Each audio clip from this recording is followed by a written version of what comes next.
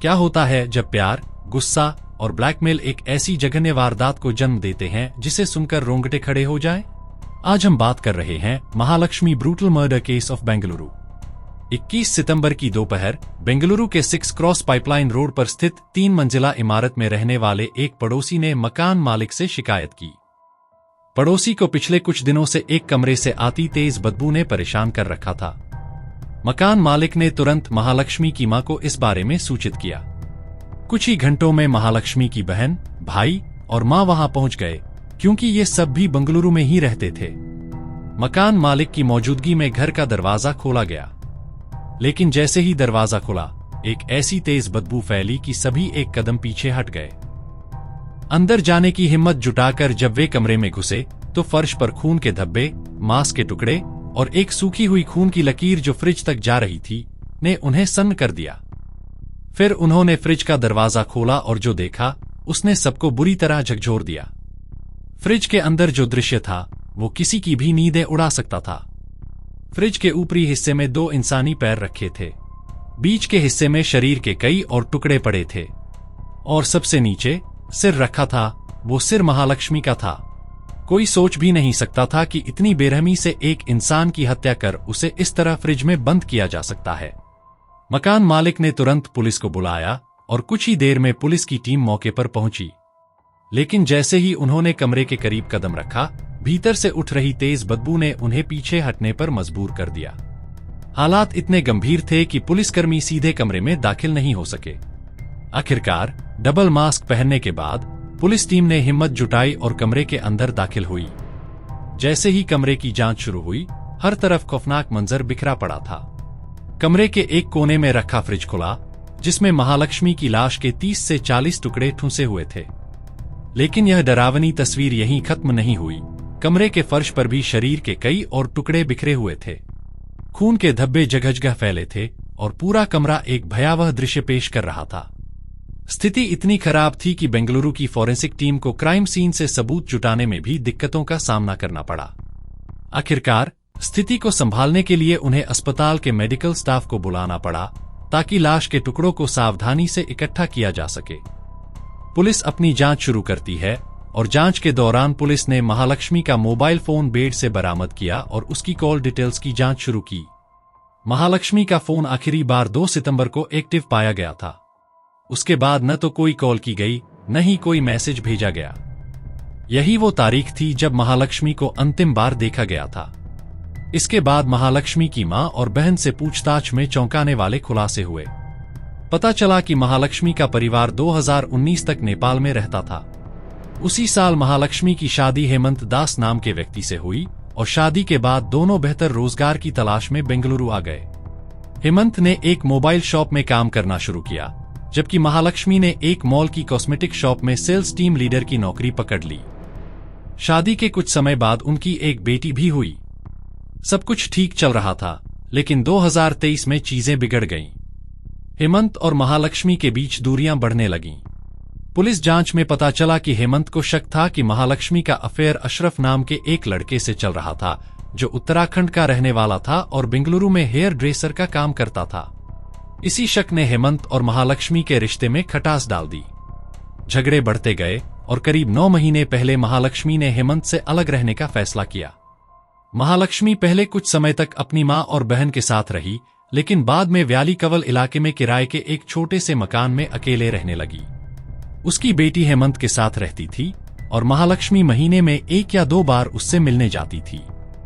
पड़ोसियों को महालक्ष्मी के बारे में ज्यादा कुछ पता नहीं था, क्योंकि वह किसी से ज्यादा बातचीत नहीं करती थी। उसकी दिनचर्या बेहद साधारण थी। हर सुबह 9:30 बजे वह काम पर जाती और रात 10:30 बजे घर लौटती। हालांकि पड़ोसियों ने कई बार एक अनजान शख्स को उसे घर से लेने और छोड़ने आते देखा था। उस अजनबी की पहचान तब भी पहेली बनी हुई थी। पुलिस अब उसी अजनबी की तलाश कर रही थी, यह जानने के लिए कि क्या उसका महालक्ष्मी की हत्या से कोई संबंध था या यह महज एक संयोग था। लेकिन सवाल यह था कि महालक्ष्मी की हत्या आखिर किसने और क्यों की? क्या वह किसी निजी रंजिश का शिकार हुई थी या फिर यह कोई गहरी साजिश थी? पुलिस इस केस की जांच में जुटी हुई थी और हर सुराग को जोड़कर सच का पता लगाने की कोशिश कर रही थी।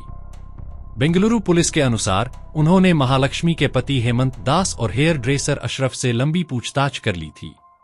हालांकि शुरुआती जांच में यह स्पष्ट हो गया था कि महालक्ष्मी की हत्या में इन दोनों का कोई हाथ नहीं था। उनकी मोबाइल लोकेशन और कॉल डिटेल्स में 2 सितंबर से 19 सितंबर के बीच ऐसा कोई संकेत नहीं मिला जिससे उन पर शक किया जा सके। पुलिस की जांच में महालक्ष्मी के मोबाइल की कॉल डिटेल्स ने शक की सुई उस अजनबी की ओर मोड़ दी थी। पुलिस को भरोसा हो गया था कि उन्होंने उस व्यक्ति की पहचान कर ली है।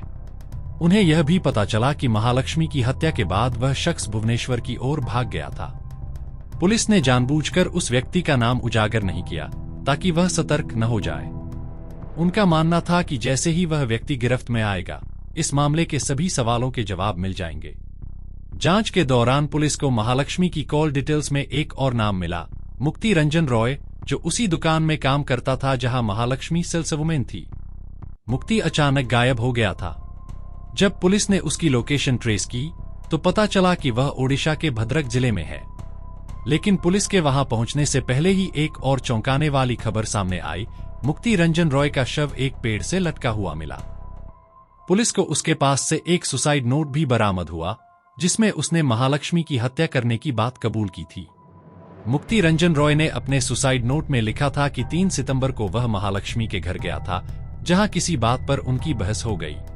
बहस के दौरान महालक्ष्मी ने उस पर हमला कर दिया और गुस्से में आकर मुक्ति ने महालक्ष्मी की हत्या कर दी। उसने लाश के 59 टुकड़े किए और उन्हें फ्रिज में डाल दिया। सुसाइड नोट में मुक्ति ने लिखा कि उसे इस बात का पछतावा हुआ, लेकिन डर के मारे वह भाग गया। उसने यह भी बताया कि महालक्ष्मी उसे ब्लैकमेल कर रही थी और किडनैपिंग के झूठे केस में फंसाने की धमकी दे रही थी। मुक्ति रंजन रॉय की मां ने भी कई चौंकाने वाली बातें बताईं।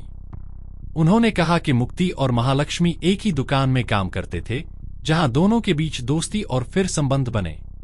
महालक्ष्मी मुक्ति पर शादी करने का दबाव बना रही थी, जिससे दोनों के बीच अक्सर झगड़ा होता था।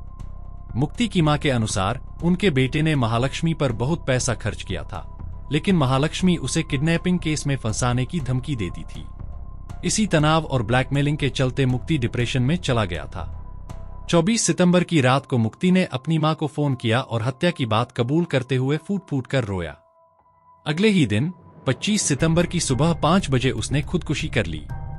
महालक्ष्मी पहले से शादीशुदा थी और अपने पति हेमंत दास से अलग रह रही थी। पुलिस को यह समझने की कोशिश कर रही थी कि क्या मुक्ति और महालक्ष्मी के बीच अफेयर था या यह एकतरफा प्यार था। क्या मुक्ति वाकई ब्लैकमेलिंग से तंग आकर महालक्ष्मी की जान ले बैठा या इसके पीछे कुछ और कारण थे। इस दर्दनाक मामले में मुक्ति रंजन रॉय ने न सिर्फ महालक्ष्मी की जान ली, बल्कि अपनी भी जिंदगी खत्म कर ली। पुलिस अब तक इन सवालों के जवाब ढूंढने में लगी है, लेकिन सच्चाई तो बस यही है कि एक जघन्य अपराध ने 2 जिंदगियों को खत्म कर दिया। क्या यह महज एक तरफा प्यार का मामला था या इसके पीछे ब्लैकमेलिंग की कहानी और गहरी थी? आप क्या सोचते हैं? हमें कमेंट करके बताएं। अगर आपको यह कहानी दिलचस्प लगी हो तो इसे लाइक करें और अपने दोस्तों के साथ शेयर करें। और हमारे चैनल को सब्सक्राइब करना न भूलें ताकि आपको ऐसी और सच्ची कहानियों की अपडेट मिलती रहे।